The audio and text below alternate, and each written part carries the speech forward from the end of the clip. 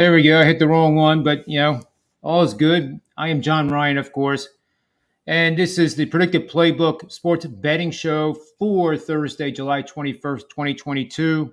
I am now joined by my co-host Chris Wassel, former beat writer for the New Jersey Devils and professional sports bettor who was glued to the TV during the Tour de France.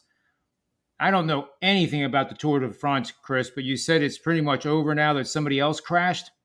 Well, yeah. I mean, basically, what happened was, and for those that don't know, about 20, 30 miles to go. Uh, you know, Tadej Pogacar, who's won the last two Tour de France's, just been devoid of teammates pretty much since the start of this. Unfortunately for him, due to a variety of reasons, long COVID, riders crashing, riders with broken feet. I mean, you name. And unfortunately, I mean, it's been a war of attrition. But unfortunately for him, his team just wasn't there. And today, trying to do too much on a descent of all things. For those that don't know, the back roads of France and Spain often are filled with things that you would never ride on, like gravel and junk in the road. And unfortunately, he hit a deep patch of gravel, and he didn't fall hard, needless to say, but it was enough to be a precursor of what was to come. His bike was not necessarily 100%. The next climb came, which was the Hautacam, the big climb of the day. Jonas Vingegaard had one teammate with him. Pogacar had none. You do the math; it's usually never good with these races. And when Vingegaard kicked, Pogacar couldn't respond, and that basically is the Tour, because with another minute gained, Vingegaard is just about 3.5 minutes up, with just the time trial to go on Saturday, and that's it. Yeah, yeah, it's all very spectacular to me because you have so many bikes in close proximity, and then they're going up very, very steep hills at the mountains. They're the Alps, and It's nuts. it is For those crazy. that don't know, TV doesn't do it justice. between the Alps and the Pyrenees. Now I've said to people, the views alone, because I've been over there a couple times, it's awe inspiring. It's also almost next to impossible to ride. I mean, I've done it on shorter scales in the States, obviously. For those that don't know, the ride up to Mount San Jacinto in Palm Springs is kind of similar to some of the inclines on the Tour de France, and that's only 3.5 miles or 6 kilometers. So, needless to say, for those that haven't done this before, don't try this at home. Don't try this even away from your home, unless you're. And I say this, I consider myself a pretty moderately expert on a bike, and even for me, the little mountain, quote unquote, mountains around me near the Watch on Reservation is a tough go, especially in the heat. So I can't imagine what these guys did for the 3 weeks over in France. Oh yeah, it's crazy. I can't even imagine the quad burn. It's rough. I know there's when they do the race down in Philly, when they go through Manayunk, there's what is that hill called? Cardiac Hill, I guess it's called. Yeah, it's called Cardiac Hill for a reason. That's a nasty kick. It is. And when I was younger, I managed to navigate that hill on a high-end road bike, and it was brutally tough. And they did it, I think, 6 times during the race. I have to show people at least once. Up in High Point, New Jersey, they do a race. They do a race every year, and they're at the very end. There is a 1/4 mile hill that kicks up at 24%. So for the handy dandy illustration, it's about like going up almost vertical like that. Yeah, and people, yep. You don't understand it until you've experienced it.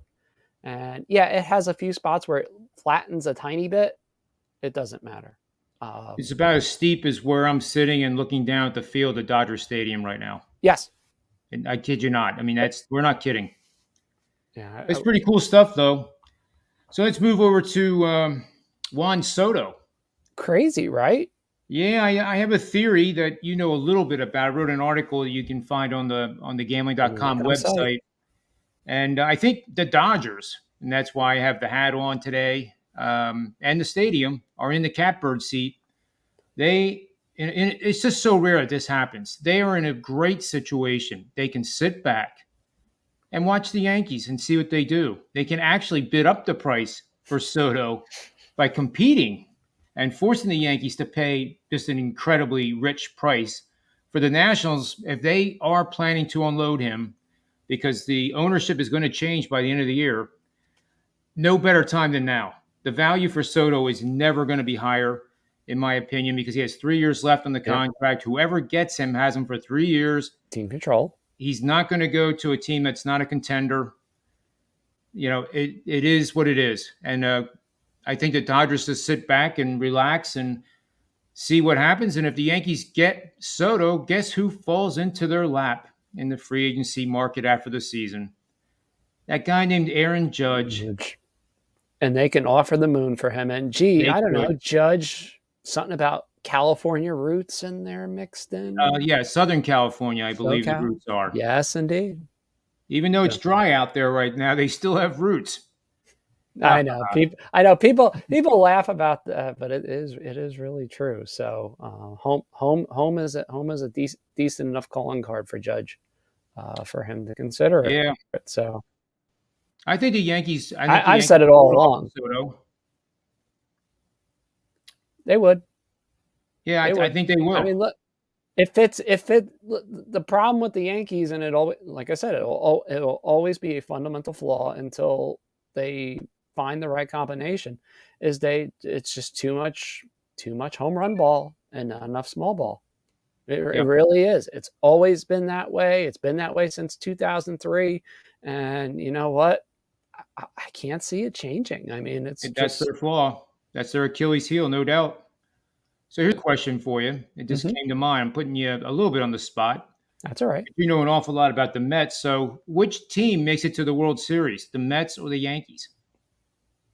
I think the Mets have the easier road. They really do. I mean, yes, and the pitching.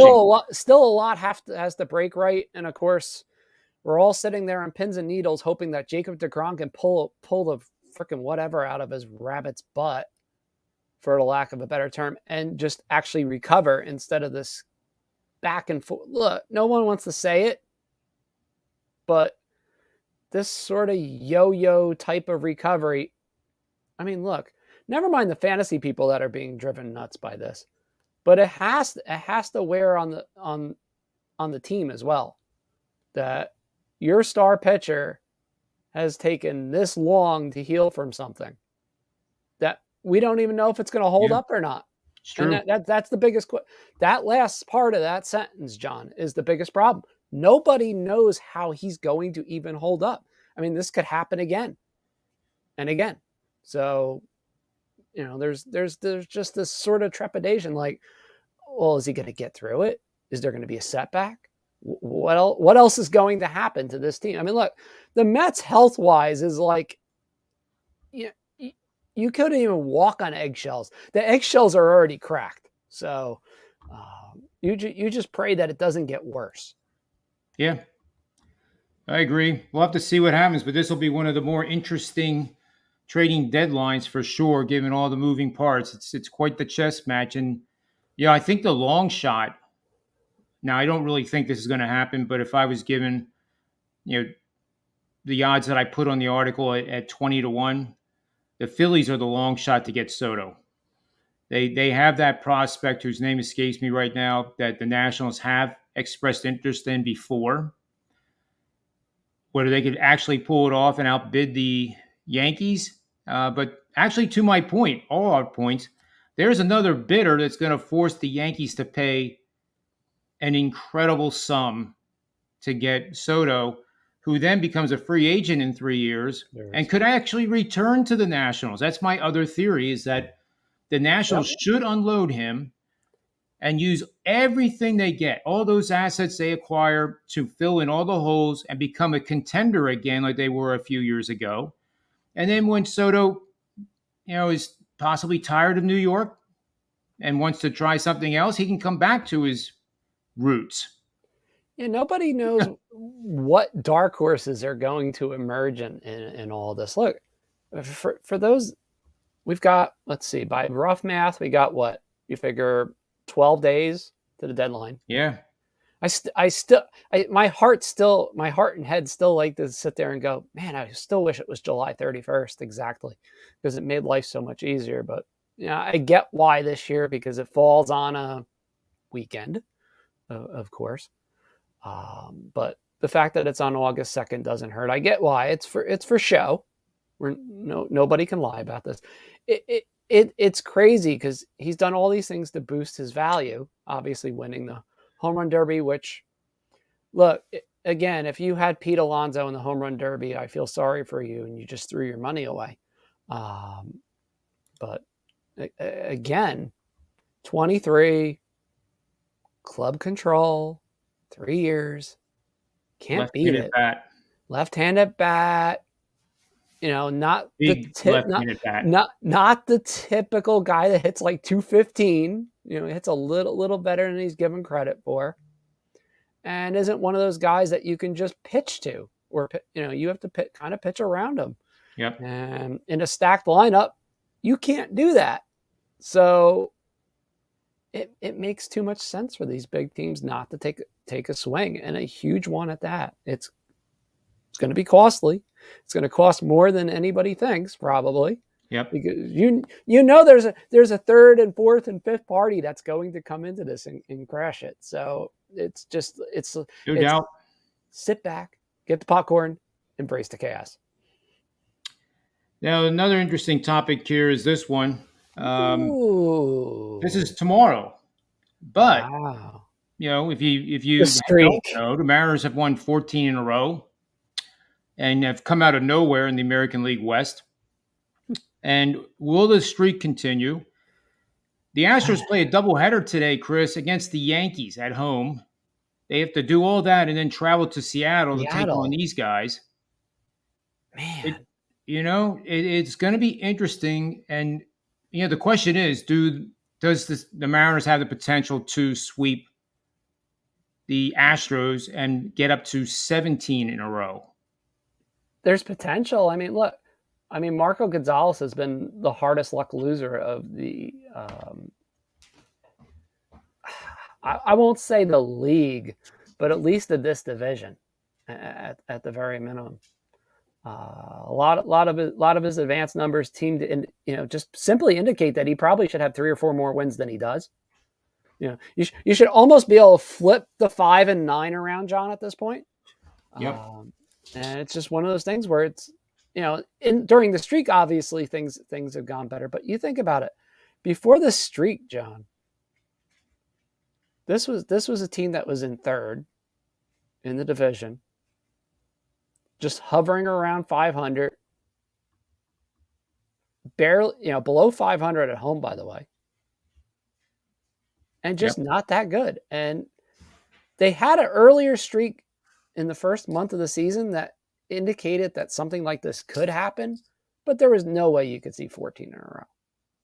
And, they've done it a variety of ways. Does it help that they played some really awful teams along the way? Sure. But they played some good ones too. They played obviously the Padres. They're not too bad. I'll say. The Blue Jays, they probably caused a certain manager to get fired. Or at least the going joke. No question. But at the same time, you can only play the teams in front of you, so to speak, or the teams that you're facing, and that's it. But they fared pretty well, and going through the second half, it's interesting. Oh, it is. I can't wait for this. Now, are they going to win the division? I Probably not. Could they get? Yeah, could they get closer? Absolutely. But they again, like you alluded to, they have to sweep. And that puts them that puts them 7 games out. Mm-hmm. You Yeah, know, they're potentially, still light potentially, years away from potentially six if the Astros lose both ends of the doubleheader. So right. Yep. there's that variable. So again, the math is there. The only I guess wrinkle with it is, and I always forget this with the All-Star break. There's only 70 games left, just about, John. That is true. Right around 70. It depends Yep. on the team, but some cases 69, some a little more. But and again, that bottom of that division they've feasted against. Yes, I know the Astros play the same teams. I understand that. And they do have the Astros do have quite a second half heavy schedule that focuses there. But again, if Seattle takes care of business, wins enough of these games against Houston, does Houston hear footsteps? I don't know. I think Houston is the team that beats the Yankees, though. If they beat in the ALCS, I They think got to get there. Houston's deeper. They're deeper, but again, John, they got to get there to face That's them, true. and that's been kind of a that can be a problem for them Yep. sometimes. Look, this is Houston is throw out the whole cheat gate and that sort of thing, and look at how many years they made the postseason recently. Just let that sink in for a second, Yeah. and that's all you need to know. I don't care about the.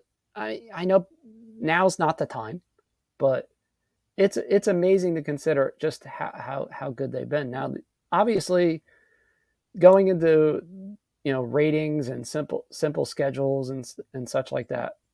Here's a number that is really fascinating.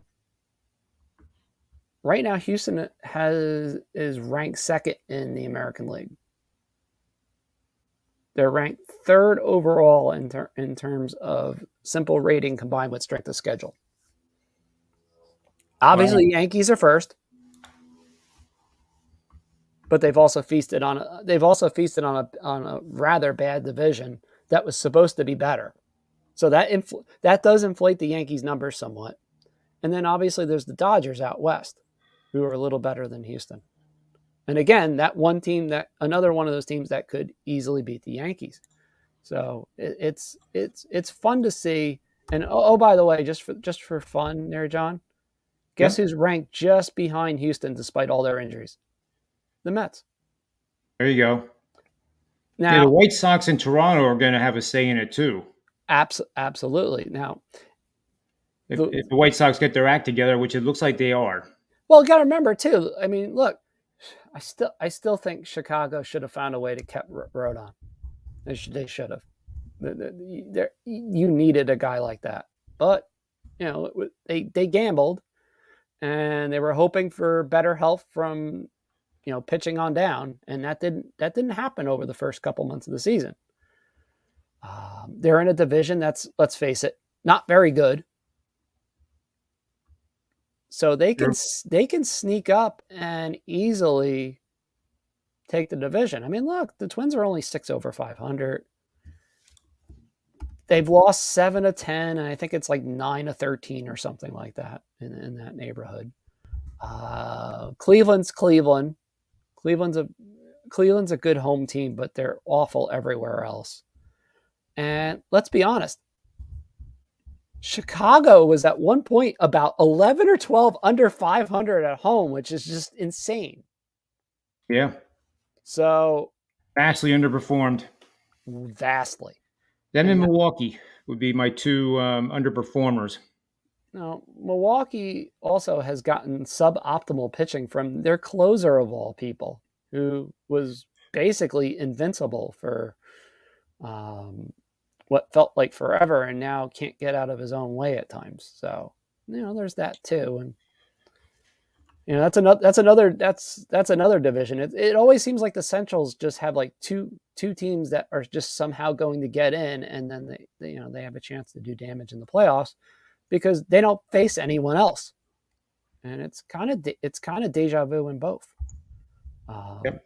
I don't see Cleveland as a factor ultimately in the second half, and look, could be wrong. Nice season though with that payroll. It's true. Their payroll is equivalent to 2 of the players on the Yankees. It is pretty crazy. Yeah, let that sink in for a second. It's almost like the infographic that came out yesterday with how much it costs to take a family of 4 to a baseball game. Oh, a ton. It's ridiculous. Here's one that's surprising. A team that is actually below average in our market, the New York Mets. League average is $204. The Mets, $197. And a big part of that is because Mets tickets are cheaper to get. On average, a Mets baseball ticket is half the cost of a ticket cross town, the Yankee Stadium. 61 compared to about $30. By the way, the Dodgers are also around $61 a pop too. So, you're not getting out there. I got a surprise for you. Well, not really a surprise. We knew he was going to be on the show. We have Larry Henry backstage here. No better guy in the sports betting industry that knows about the currents. You like that? Currents? It sounds like a recipe. Hey, he's really in tune with the legislation and sports betting flows. So I'm going to bring him on here. And I know he wants to talk about that California vote. Hey, Larry, welcome to the show. Hey, John and Chris, how are you guys doing? I appreciate you having me on. Oh, absolutely. And we were just chatting about some generic topics that, we have talked about before. But I'm anxious to hear what you have to say about this California vote. And if another state, I think Ohio not passing it ahead of the college football season. The last time I checked, the Ohio State Buckeyes are in Ohio, right? And they're in Columbus. So I can't believe that they didn't get it passed. It just seems like they threw away tens of millions of dollars in tax revenue, and I'm not really sure for what. So I hope California didn't do the same. California, what's funny about it, and Ohio will be a gold mine, obviously, once it gets up and running. It'll be up and running on January the 1st. So there'll be time to get the, we'll see whether Ohio State is in the championship after the 1st or the Super Bowl, February 12th at State Farm Stadium in Glendale. Could have the Bengals or the Browns. If the Browns get their quarterback situation squared away, the Browns could make it too. So I think there is some hope for that. Yeah, in Ohio, it was more of a situation of they wanted to be sure they had all the pieces in place in terms of all those operators seeking a license. In California, it's really an interesting situation because, as you guys know better than anybody, New York, the 4th most populous state in the country, 20 million people. $9 billion in mobile revenue since January 8th, $400 million in tax revenue. So it's extremely lucrative in a big state like that, obviously. But California is going to really double down on that. California is the most populous state in the nation with twice the population size as New York. So it's an extremely lucrative market. California and Texas, the 2 biggest states in the country, don't have legal sports betting. So what's going on now, there are 2 ballot questions on the ballot in California, November 8th. Voters will have 2 things to decide upon. Proposition 26 and 27. The numbers aren't as important right now. But one, which is 27, would allow the national online bookmakers like FanDuel, DraftKings, people like that, to operate mobile statewide sports betting by partnering with a tribal operator, a tribal casino, with 85% after expenses, 85% of the revenue going to homelessness programs. Okay, so that's one question. A competing question would allow sports betting, which isn't allowed in California at all. Now it occurs, but it's illegal overseas sites, offshore sites. The other proposal would allow tribal casinos in California, 66 already in operation, tribal casinos to have on-site, in-person only sportsbook ticket windows, no mobile, and the 4 racetracks, thoroughbred racetracks in California. So one, you would get mobile with DraftKings, FanDuel, and so. The second, no mobile, in-person only at tribal casinos and 4-horse tracks. So those two sides are competing. And as Chris mentioned earlier in another discussion we were having, the money spent from both sides is going to probably exceed any ballot question in the history of that state. It's an extremely aggressive campaign by both. We're only in July, guys. Keep in mind, the election's not until November 8th. Already, this rivals the replacement for Boris Johnson in England. Already, money is being spent in the hundreds of millions on television ads in California from both sides. So, Rock'em Sock'em campaign, 2 ballot initiatives, tough choice for voters. Wow, that's good stuff, Larry. So, in summary, what is the next step for California? Do you think? I mean, what happens next? I guess. Well, that's the key question, John. I think it's up in the air. What it really comes down to is this. Apparently, and I say apparently because it's going to be decided in court. So we get to November 8th. If both initiatives, ballot questions, you go to the poll, you got these, I forgot how many total ballot questions are on the ballot this year in California. Aren't that many? There aren't as many as you, but those 2 sports betting ones will be on there. Yeah, the signatures have been validated. So you go to the poll November 8th, you vote. Apparently, if both pass, both will be implemented. If there's no, quote, conflict, now if there's determined legally to be a conflict and it's not clear what that means, then the one with the most yes votes will be implemented. All right, I got this. I got this one. Does that make sense, guys? You're gonna love the oddball sites that you get now. When you go through enough of the legal sports betting news and just legalities in general. But one of my buddies out there is like, he's like, I got to check out this site called ballotpedia.com of all things. And I'm like, why? And he's like, because if you're looking for ballots on every single state, it has it listed straight for you. That's pretty cool. California right now has 7 questions on the ballot, which is small for California. Yeah. Usually this is double digits. I mean, the 4 years I was out there, I think the smallest number I saw for ballot questions was about 15. And I swear it felt like I had undergone a root canal every time I went to vote. So what it comes down to is, you know how it's going to go, guys. It's going. So when the start date would be, it'll be legislated in court, not legislated, but it'll be dealt with in court. So we got legal challenges ahead, undoubtedly, and then there'll be some sort of resolution. But the bottom line is the one with the most votes probably is the one that will end up on being implemented. So if you're in California, if you want mobile, be sure to get out and vote for 27. If you want on-site only, no mobile, be sure you get out and vote for 26. Proposition 27, Proposition 26. Good stuff. One last question, Larry. I know you were probably listening to that Louisiana situation, and nobody's more on top of this than Larry. And by the way, if you don't know Larry, he has had quite a career. And I'm going to just pull this up here real quick. First of all, he's a senior reporter at gambling.com. He's former political editor at the Las Vegas Sun and former managing editor at KFSM-TV.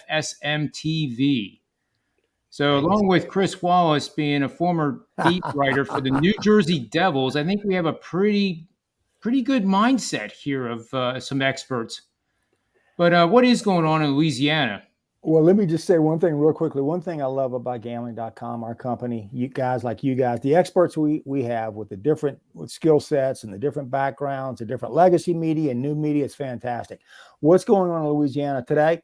I just got off. That's why I'm late jumping on. And thanks for bringing me in. Just got out of the Gaming Control Board meeting. A couple of things happened. There was a discussion about about a resolution to license BetMGM platform. They're already at Sam's Club up in Northwest Louisiana, Shreveport, Bossier. As there was a discussion about Barry Diller, about his status. There's a DOJ and SEC investigation. He owns, the company he's with owns 7% of BetMGM. So there was a discussion about the investigation inquiry into what is alleged about him and whether that would jeopardize their license. That discussion just ended at here's what would happen. Now it's a long ways away from being resolved. But also there was a report on the mobile and on-site revenue from the there's one land-based casino in Louisiana, and the rest 16 total retail sites, but the rest are riverboat casinos. And by the way, some of those are moving ashore. But anyway, one of the interesting things that came out of it was Ronnie Johns, who's the chairman of the Louisiana Gaming Control Board, said the numbers were a little low. I think I don't have it in front of me now, but it's like 85 million for the retail books that we're talking about for the month of June, and I think 117 million or something like that. I may be off on those for the mobile, which there are 7 mobile operators in Louisiana. But his point was gas prices, the economy's sort of economic doldrums going on right now, so that could have an impact on the numbers. But he was optimistic that with football season starting next month, that the numbers will pick up. And obviously in Louisiana, it's SEC country with LSU. You've got the Saints in the NFL. So he's anticipating a real big pickup when football season starts. Good stuff. Good old Labor Day bounce. Yeah. Well, all across the country, not just in SEC country. You guys know that better than anybody. Once football season starts, and by the way, we're only week 0 Raiders and the Jaguars. Yeah, we got preseason coming in Canton Crazy. On August 4th. We're there, guys. So and obviously you can bet on preseason games, what they used to call exhibition games. but yeah, so we're there. I mean, the heavy betting I think is going to really pick up starting August 4th.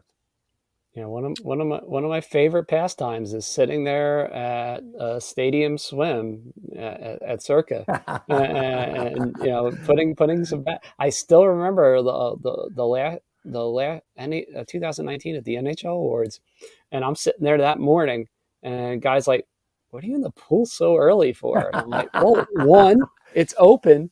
2, hey, there's this event going on at such and such time," and I was like, it's already noon on the East Coast. I was like, there's things going on. I was like, I can put some bets in.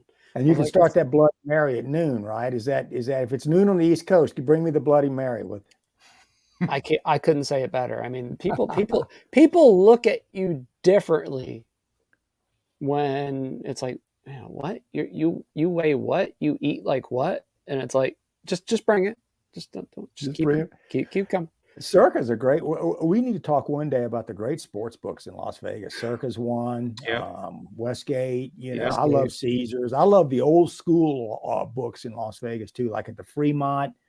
So the whole Las Vegas sports book experience is fantastic. Yeah, I've said to people, I was like, just go down to the basement of a couple of the well-known hotels. You'll find some interesting stories. I ran into Ken Thompson, who is a Jersey native, who does his radio show out in Vegas, and he happened to have me on. And it's like the problem is anytime you start talking to somebody from New Jersey, you don't shut up, unfortunately. It's the truth. And you start talking about a variety of sports and everything, and then inevitably it turns into, did you bring pork roll with you? Did you bring a Jersey bagel with you? And it's like, no. And it's like, eat out here. I mean, let's be honest. If I'm going out to Vegas, I'm going out to the Grand Lux Cafe, and I'm eating a late night meal fit for a king. And then obviously, the stuff off the strip with a Jersey twist, right? Yeah. The one place. There's one pizza place just outside. Well, it's not really outside of Vegas, but it's outside of the strip. And the guy used to live in New Jersey, and he does have pork roll. And I walked in the one day, and it's like, it's 115 out, dude. You better have pork roll on this pizza. And he's like, yes, I do. And I'm like, I don't care how much it is. Just give me the pie. And a friend of mine who was with me is from Boston. It's like, he had never tried pork roll before, to be fair. And I'm like, yeah, this was like maybe 8-10 years ago. I was like, you have to try it. And I was like, you're going to feel the salt going through your veins. It's okay. It was the real deal. It's going to be a weird feeling. It's kind of like energy drinks that, surge through your body. It's the same thing. I mean, your blood's going to thin. It's okay. Don't worry about that. You're not going to fall over and die. I promise. It's kind of like having the 4x4 In-N-Out with the animal fries at the same time. Gotta love the In-N-Out. That's the beauty of Las Vegas. Whether there's a great place. Amount of places you can go. Well, the Chicago. I mean, it's such a melting pot. Las Vegas itself, you can get almost anything. But yeah, just the sports book at Circa and all the sports book in Las Vegas. Sports books in Las Vegas. It's got a mix that. Now, like I said, now if only we can get daily fantasy back in Vegas, that would be nice. And non-in-person that has quinoa and kale. Ooh, I mean, that's what I eat when it's 115 degrees. Shoot, see, that's my See, I've said to Larry a few times. I was like, I have not learned my lesson with things. And look, God bless my dad. My dad put salt on everything, and thankfully I don't. But I love flavor, and it's like you can put me anywhere. You put me down, like I'm going to New Orleans in December. God help them. There will be restaurants that are probably complaining about this frickin' Yankee from Jersey, by the end. But you give me a good crawfish boil. Oh yeah, the regional food. Yeah. That's what you get in Vegas. You get a little bit of everything. You got to hit the Saints and the Pels when you're down in New Orleans. It looks like Zion might be back with the Pelicans, and so we'll see what else happens. I got to see what the schedule looks like. The one day I'm going, the Saints happen to have a home game, but it's the day I'm getting into to New Orleans, so I don't know how that's going to work yet.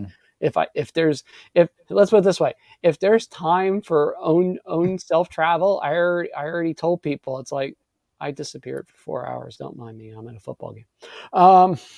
It's just how it works. So I'm ready. I'm ready to roll. Well, we're only 7 months away from the Super Bowl. Shocking to think about that. Shocking to think about that, because it's obviously we're going to have a jam-packed fall, but 7 months away from the Super Bowl. It's we're close. Well, not close, but I mean, it's not that far off. Jesus. Well, tend to show. Why don't we? Do you have a pick for the Super Bowl that you like that you would take to the window? Chris, you want to go first? Oh shoot! Yeah, not the Giants, by the way. Although you can't say the Rangers either, because they're not a football team. Yeah. Daniel Jones, however, will not be the starting quarterback for the Giants by the end of the season. That I can almost guarantee. Who it will be, I don't know. Will it be Tyrod Taylor, someone else? I don't know, but it's not going to be Daniel Jones. My pick, man, I'm going to get killed for this. It's Buffalo. Well, I am with you on that, and maybe some other options too. And you guys know this better than anybody. The NFL is a quarterback league, man. I mean, the best quarterbacks in the league, you have to, I think, sort of put your money on, and the Bills certainly are have that. Justin Herbert out with the Chargers, Patrick Mahomes in Kansas City.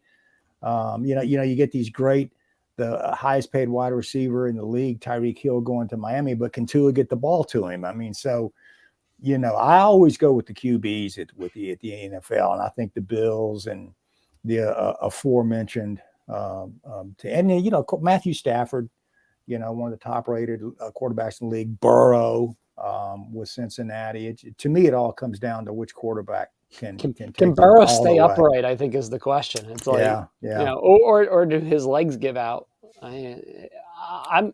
He's my most fascinating quarterback to watch, and it's not just because he plays the game a lot like your older school quarterbacks. It's like consequences be damned, and I know it puts him in a lot of dangerous situations. But he made the Super Bowl fun to watch. That's for sure. He wasn't 100%, and yet they darn near won that game.